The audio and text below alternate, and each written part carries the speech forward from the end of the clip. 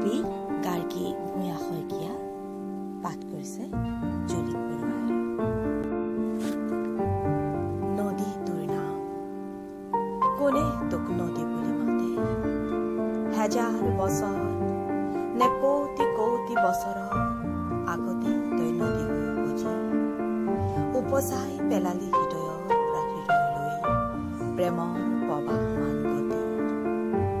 কোনে তোক নদী বুলি মাতে? তোৰ বিস্তীৰ্ণ পাৰৰ জনতাই তোক মা বুলি মাতে, পৃথিৱীৰ শক্তি বুলি মানে। কি যে নহয় তই আমাৰ পৰিচয়, ভাৰতবৰ্ষৰ অনন্ত নাম ব্ৰহ্মপুত্ৰ। বিশ্বব্যাপী তোৰেই গান, তোৰেই নাম। কোনে তোক নদী বুলি মাতে?